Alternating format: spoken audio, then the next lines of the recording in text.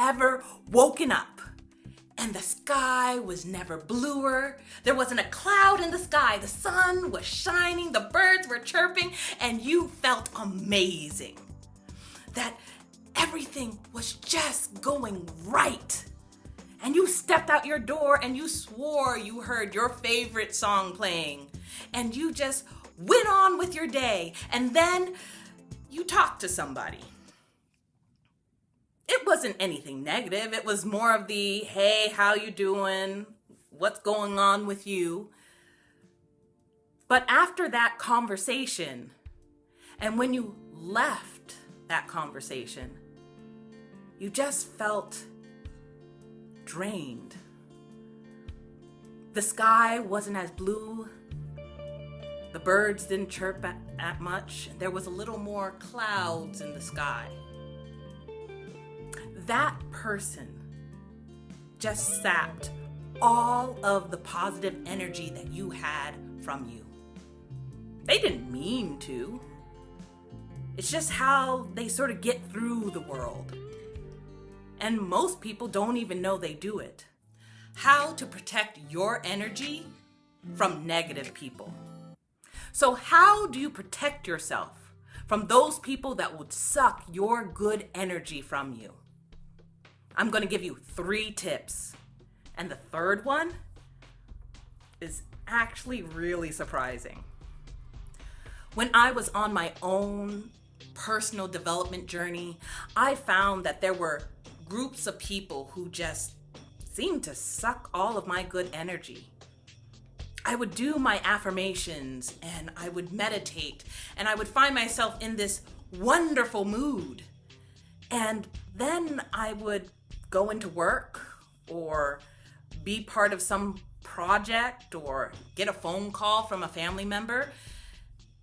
And when that interaction ended, I would be drained. I wouldn't be as happy or as upbeat. They didn't say anything negative to me. They just seemed to zap all of my energy, all of my flow. So, my first tip on protecting yourself from these energy zappers is to limit your exposure. If you feel like, hey, Kathy sometimes really drains my energy, you don't have to talk to Kathy all the time. You can just remove yourself from the situation. If you know negative Kathy is in the break room every day at 12 noon and zaps anybody's energy that comes into that break room, don't go to the break room. If you know that Tom, who also zaps your energy anytime he talks about his dog, don't go by the water cooler where Tom is, let alone near his cubicle, unless you absolutely have to. Even on really good occasions, you can take yourself right out of the equation. If you find that a group of people that you've started hanging out with just all seem to zap the good energy out of you, you can go and find another group. You don't have to stay in the same group the whole time. Let's say that you've started playing chess and they have classes at 6 and they have a class at 7. And you find that the people at 6 really drain your energy. They really take the joy away from you. Well, you don't have to go to the 6 o'clock class. You can go to the 7 o'clock chess class and be around a whole new group of people. And it might even be better. So, just limit your exposure. My second tip is to set boundaries. We've already tried to limit our exposure. So now we have to set those boundaries. But how do you set those boundaries?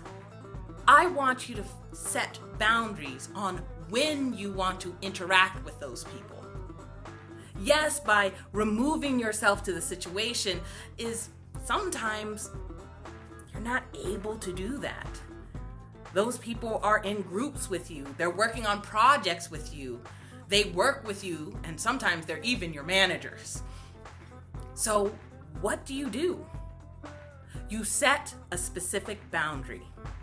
How do you set boundaries?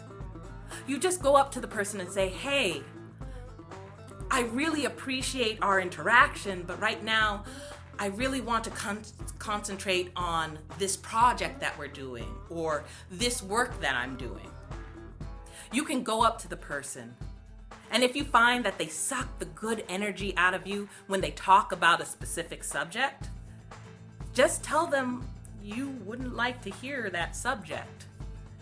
It's like, hey, Karen, I know you love your kids, but right now I'm not really comfortable listening about your kids. You know, there's a point in every project or when you meet someone where someone will have that small talk and say, hey, how are you doing? And maybe that's the time, instead of saying, how are you doing, you ask a more direct question. Hey, that project that we're working on, how's that going for you? Sometimes you find that maybe they suck your energy while they're talking about a specific subject. You can go up to that person and say, hey, I love that you love your dog. And be nice about it. Most people are not trying to drain your good energy on purpose.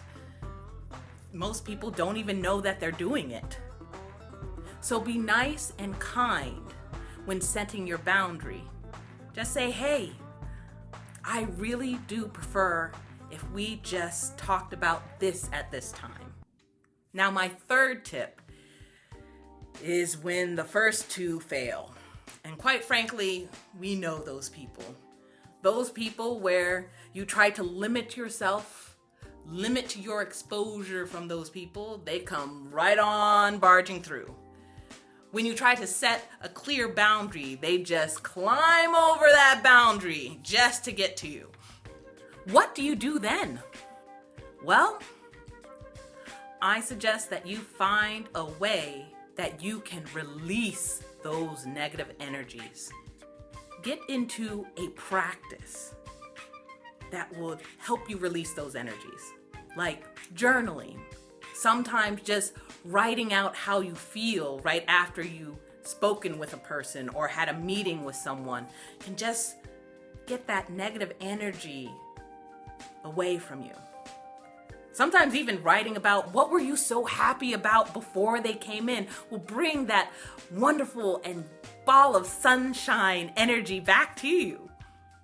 Another way to release that negative energy that has been put on you is to meditate. Sit in a room and just breathe in and meditate. One of my favorite ways of regaining your energy was actually told to me by a friend of my family. When they had a really bad interaction, they had a little pouch of potpourri. In fact, someone in the office actually gave them the potpourri for a gift. And a little pouch of potpourri just sat on their desk.